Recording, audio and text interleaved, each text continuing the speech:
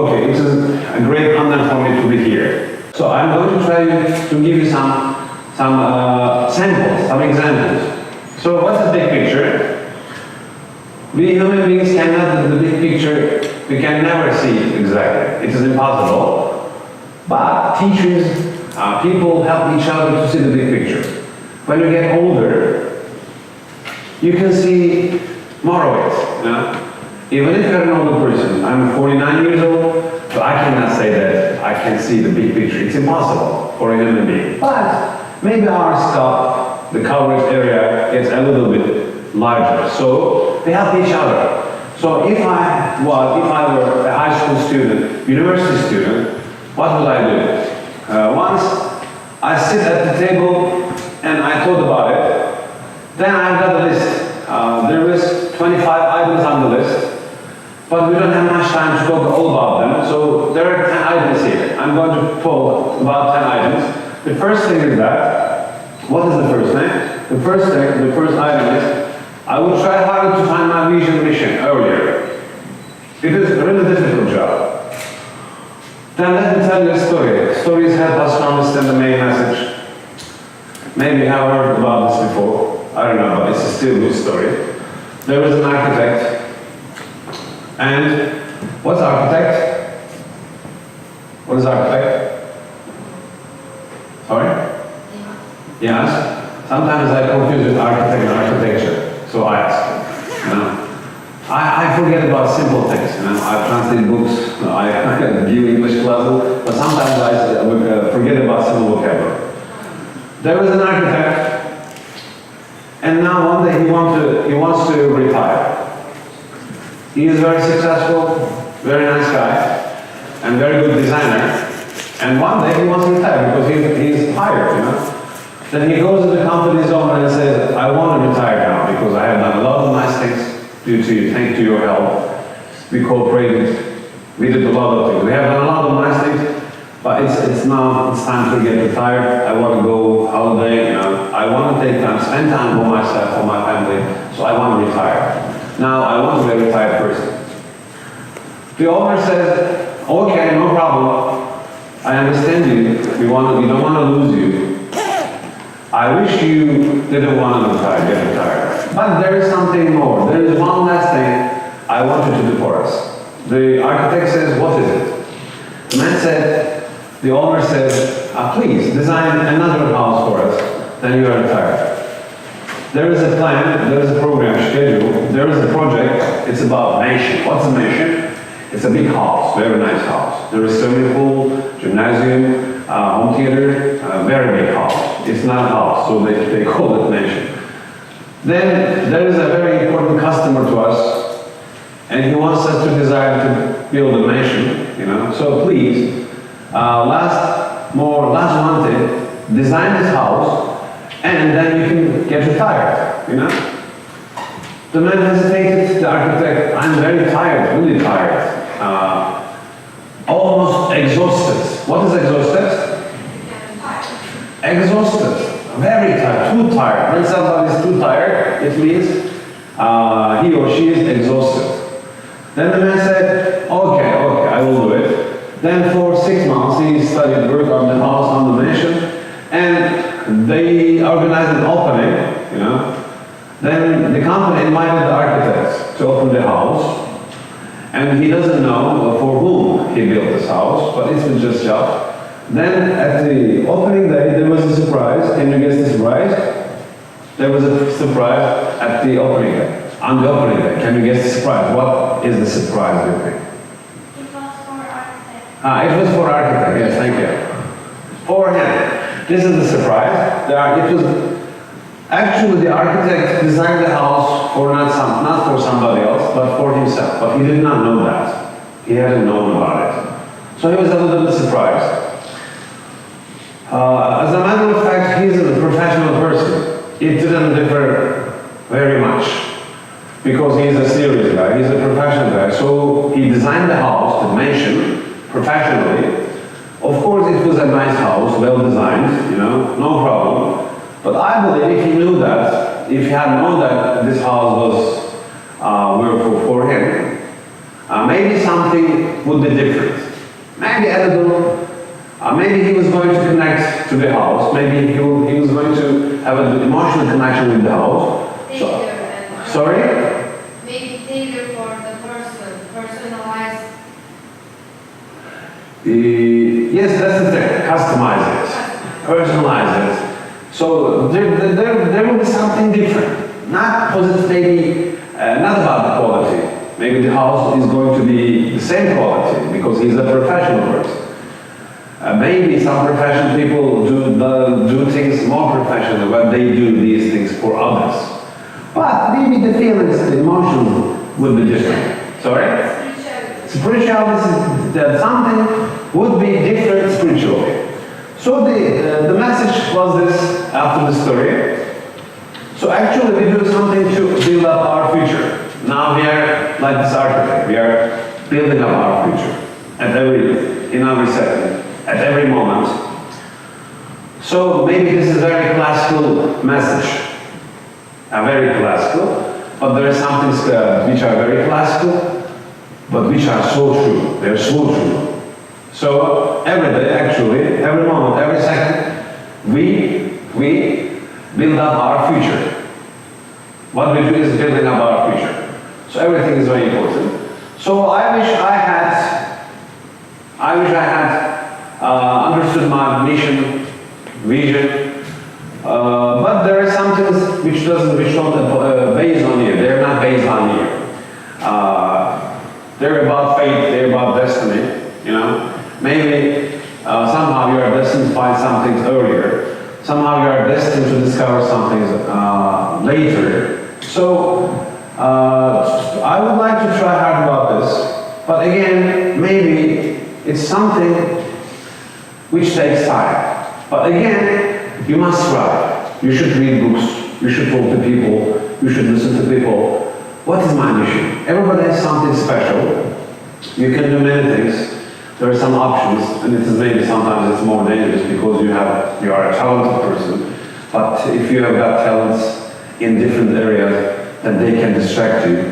Sometimes I look at some people, they just want talent, and they focus on one talent, and they become enormously successful.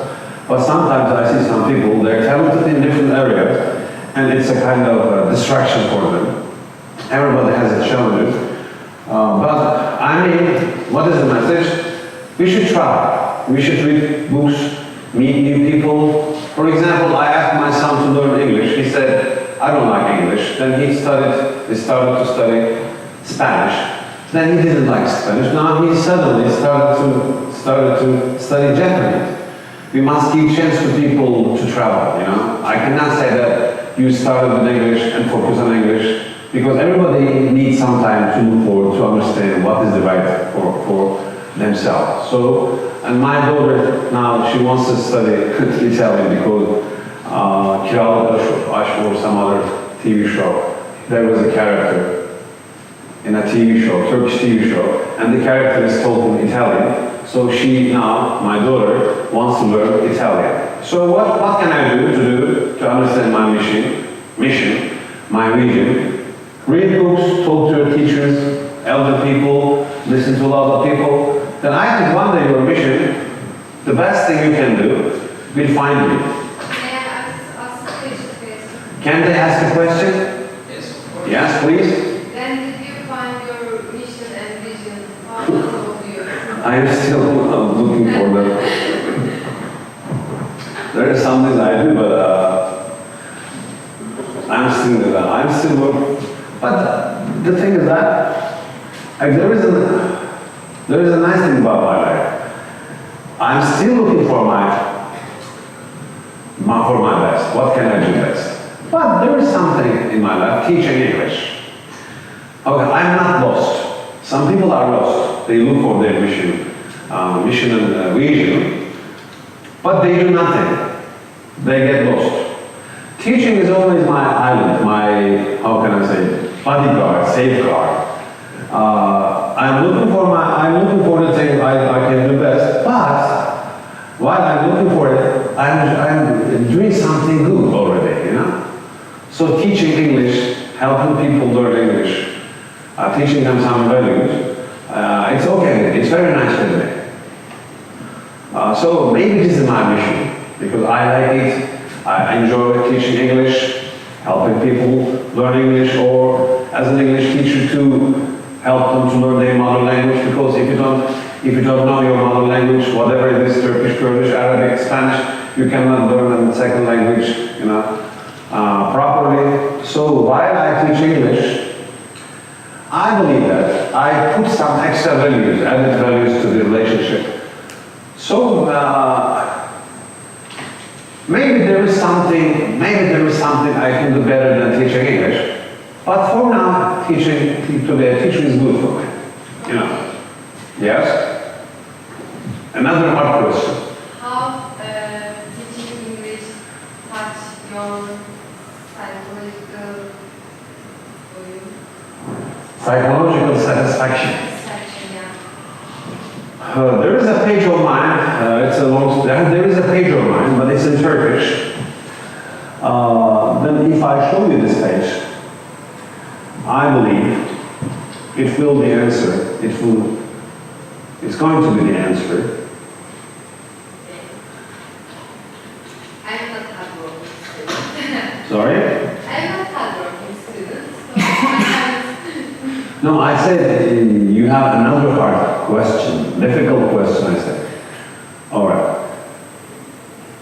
My English teaching English, my reason is that in Turkey, I want everybody to understand or to speak a language. Even if you don't speak that, I want people to understand it. Because communication is very important on earth. So to communicate, you should know a foreign language. Because people need some quiet people. World needs some quiet people. There is a poet, Ismet Özel. There is a verse of him, and I like it very much. He says, I think the verse is about Prophet Muhammad alayhi salam. He says that he contributed, he brought light to the love and fight. No, I'm not allowed to speak Turkish. Light. I believe that he's talking about, because when I read the poetry, when I read the poem, I understand that he's talking about Prophet Muhammad alayhi salam. He says about him, he brought light. What is light? Light. Into love and war. Into love and fight. Then what is the message here? The first thing, love, romantic love. I speak about romantic love. Sometimes normal love, the compassionate love. Then it's a really tough process. Because he says love and fight. Then they're both difficult, The first lesson is they're both difficult, challenging. The second lesson is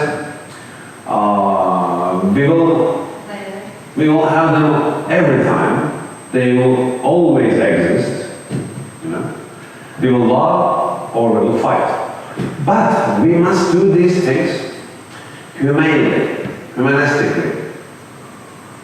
When we have to fight, we should first look for peace. Because they say, according to recordings, Prophet Muhammad ﷺ spent only just one day by fighting in war.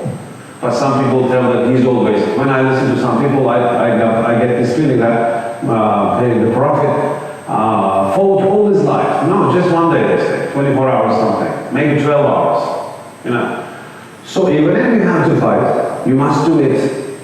You must do it as a human being, and merciful. And when we have to fight, we must not look for a fight. But if you have to fight, and again, we must have rules.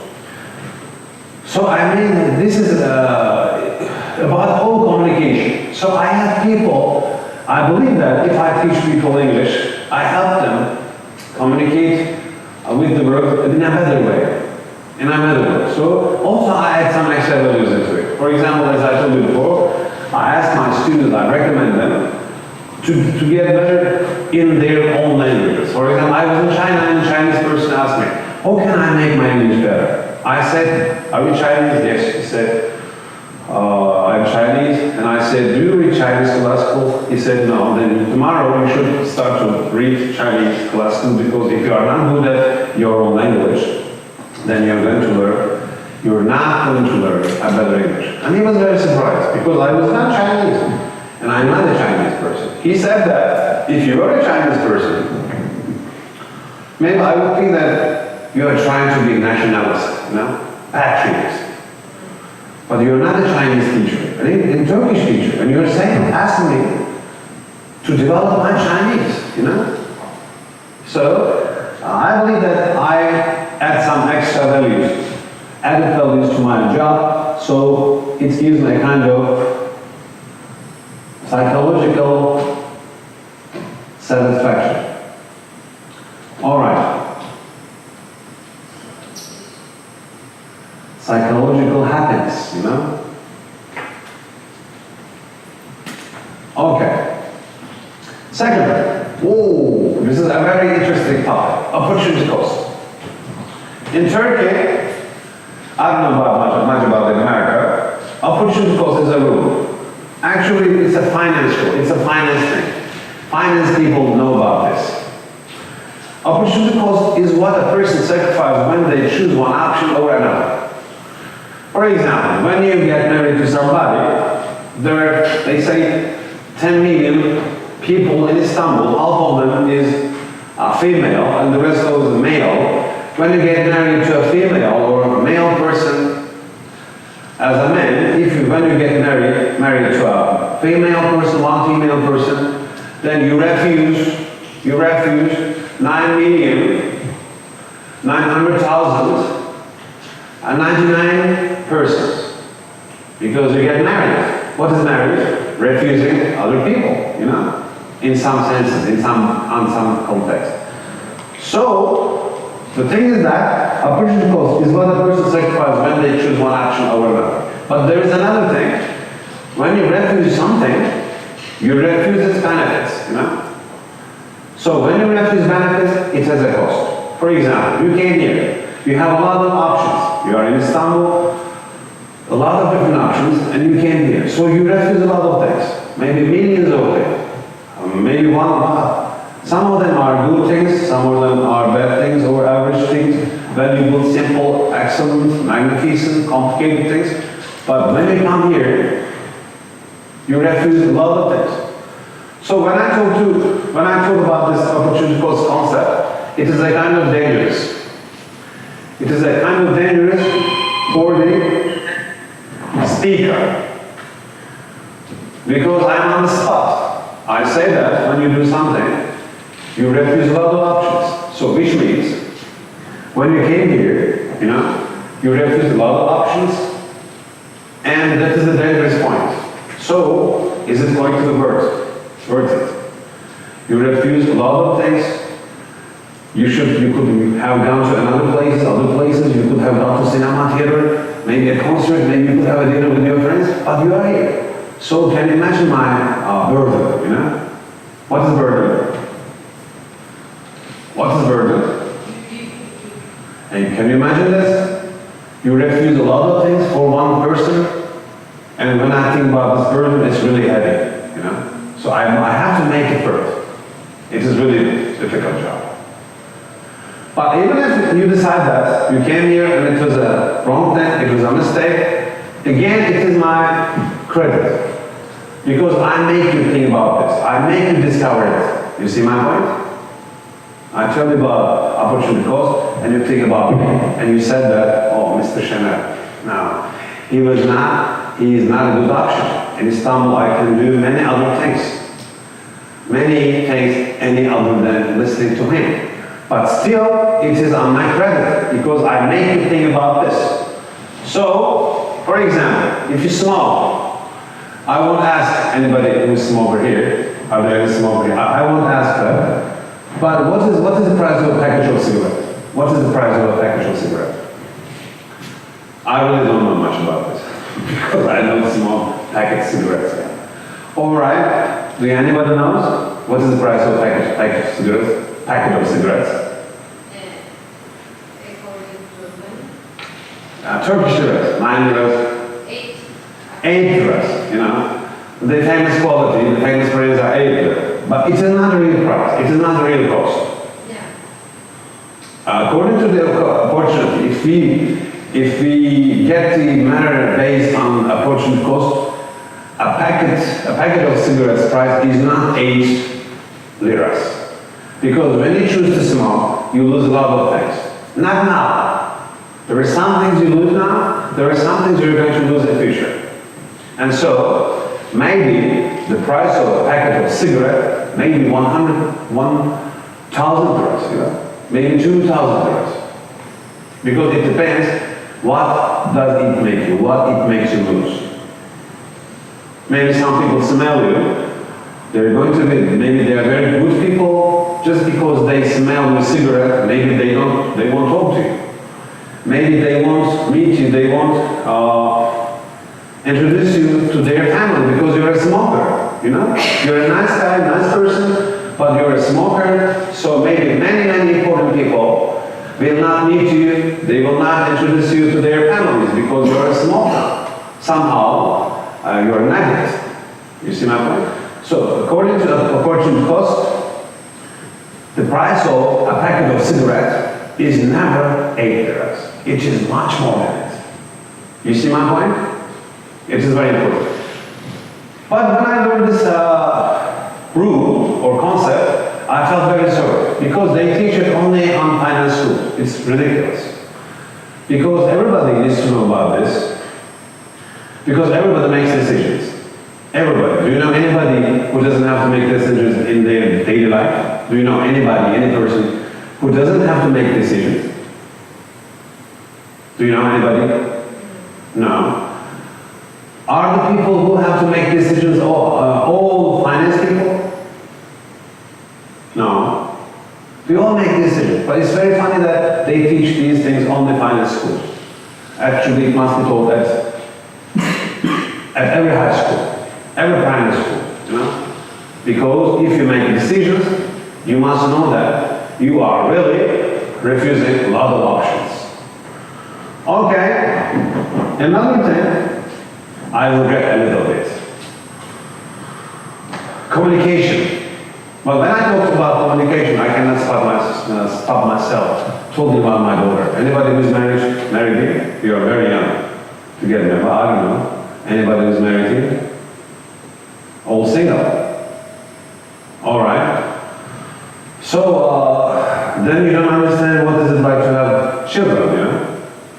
Or the most important of that, you cannot understand what is it like to have a daughter.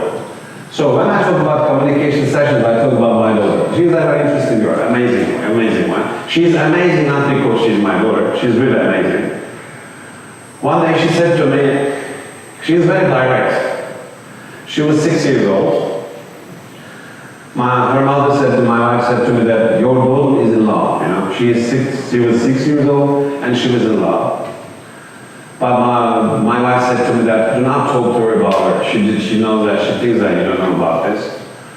But one day she came to me, she got closer to me and she said, she whispered into my ear, Daddy, I will tell you something. I said, okay, go ahead. She said, I am in love. She was 6 years old and she was in love. I said, amazing. Then I said, who is this young boy? Who is this lucky boy, you know? If my daughter is in love with somebody, then you know, this boy is lucky, inevitably. He must be lucky. Then she said, there's a kid at the school, Tarek. She used to go to the preschool education, and there was a Tarek there, you know.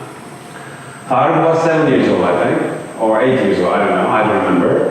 And she was 6 and a half years old.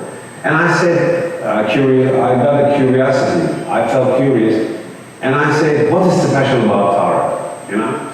If your daughter says that she's in love with someone, as a father, you are going to ask, what is special about him, you know? Why him, you know? And she said, Tarek is very quiet, and she told me an anecdote, you know? For example, a 4-year-old kid went to Tarek and asked for a toy. There are a lot of toys there. Tarek would say, okay, my brother, you can take it, and please bring it in 2 hours. Very polite. As far as I can understand, Tariq was a fatherly person, you know. A good father profile, you know. And I said, and she said, she added something, everybody is in love with Tariq. Everybody in the school, you know. And I say, doesn't it hurt you, you know? You love someone and say, everybody is in love with it, you know. She said, why? Why? I said, you will understand why in 10 years' time, you know. Okay, another section, she's a direct person. When I talk about communication, I talk about children, especially my children, but there are some really interesting things they do. Another thing is that one day she said to me that, Daddy, your shirt is beautiful, very beautiful, you know. It is something interesting. You want to hear something nice from your daughter. It is an interesting experience. One day you will have daughters, but as a man to have a daughter is something different. As a woman to have a daughter. As a woman to have a daughter is nice, okay? It's a nice thing to have a kid.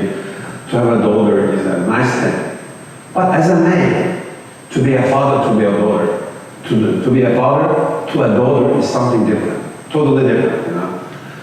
When I see my son, I feel like Superman. I feel very strong. But when I see my daughter, when she smiles to me, you know, I feel like J-Bone, you know. I melt. It's really interesting. You know, you feel full of love, compassion, you know.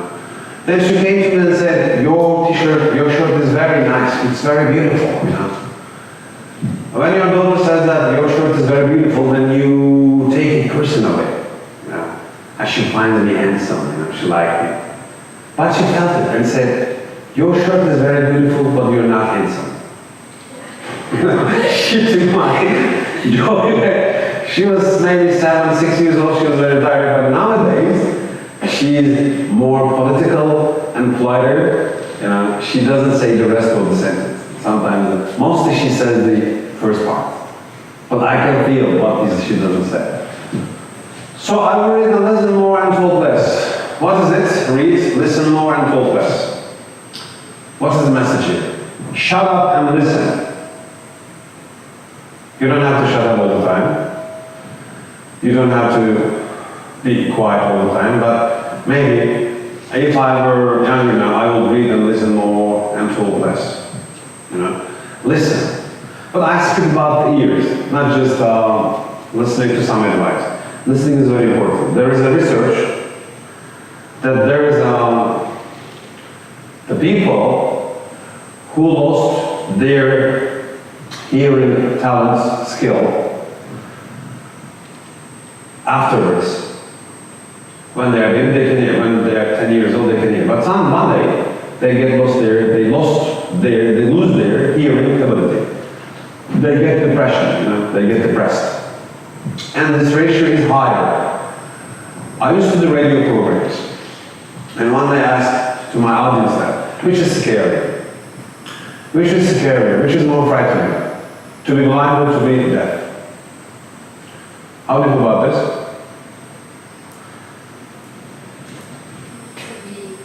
To be blind or deaf? Which is more scary? Which one sounds more scary? Scarier. To be blind. But according to research, the people who lose their listening skill afterwards get into depression more than the people who lose their seeing ability. There are some reasons, because even if you are a blind person, if you can hear, you can connect to the world. You know, you can talk, you can feel a dimension, you can have a 3-dimensional view on your mind. Your brain is creating the vision. But if you don't listen to the universe, you cannot connect. You see, there are a lot of reasons. But according to some researchers, losing hearing ability is more destructive. But this is not all. There are many other studies on it. So we must not forget about the ears. In America, if I ask a question like this, where is the homeland of the internet? America. But in America, schools, libraries still buys and have books, millions of books. And also there is another sector which is very active in America, and it is what? Audio books, you know. People listen to other books. Because when you listen to something, you can do other things. You can drive, you can have a bar, you can share, you know. You can wash the dishes, you can do the laundry. You are free. But some self-development people, they exaggerate. People learn 90% by seeing. People learn 10% by drawing. You know, they push us to ignore, to listen to. People wait the evening. I will go home, I will sit at my table, I will turn my computer on, and I will learn visually, audio, in every way. You know, they wait for the right time. Actually, in America, people listen to a lot of lectures, books on their cars. You know, they use internet, they use computer, but also they use audio material. So, read and listen more. Especially, I want to read, if I were younger again, I would read more poetry and novels, you know? Because poetry keeps people sensitive. Art makes you feel, you know something. But then you read the story. For example, there is a saying of mine, I say that, until a poet handles it, your love is just ordinary love. But when a poet talks about the love, then it becomes really different. Poetry makes something special. You feel it. When you read novels, you feel it. You just don't know it. You feel it. You feel it. It is very important. It is very important to feel. You can know about something, but feeling is different. So, if I were younger again, I would read and listen more and talk less, and especially I would read poetry and novels. Okay. I will care about making more friends, having more connections. Can you see that? It's a very good translation. It is very good translation. Sunday manager. What is the relation? The topic is, I will take care about making more friends, having more connections. I recommend my students to have business cards, university students. In Turkey, there are presumptions, there is something in some beliefs, superstitions. For example, one of them is, it's not just in Turkey, maybe everywhere, in many countries. For example, I ask my students, when they read a book, underline it, underline the lines. They say, no. Books are holy, they are very valuable. We cannot underline it. No. We cannot underline it, No, you can underline it, because in old times, readers underline the books, and write some things on the margin of the book, and these notes used to be added to the new edition. So you can write on the book, you can take notes, yes, books are good things, maybe somehow they're sacred things, but not so much sacred that you cannot write on them. And second thing, when I ask students, you must have a business card, they say, I'm not a business person. I'm not a teacher. I'm nothing, So why should I have a business card? You must have a business card not because you're a doctor or teacher. It is enough for you to be a university student. Business cards or cards. They're simply for exchanging ideas. Can you imagine that if you're as a university student, if you have a card, and if you exchange it with people, after 44 years, how many cards will you have? A lot of people. And you're going to create a difference, because I guarantee you, if a university student has business card, he or she definitely attracts attention. You see my point? Because you are something. You say that, yes, I'm a university student, but I am somebody. Even if I'm not a graduate, even if I haven't finished the school, as a person, I'm here, I exist. I don't need to be a doctor to exist, Yes, to be a doctor is good, to be a teacher is good. It's another existence level, something different. But even if you are a university student, you must have a business card. Why? If you give business card to people, communication, information, they will give you information. So you can have a lot of context. This is very important. All right, thanks to you. Thanks for all.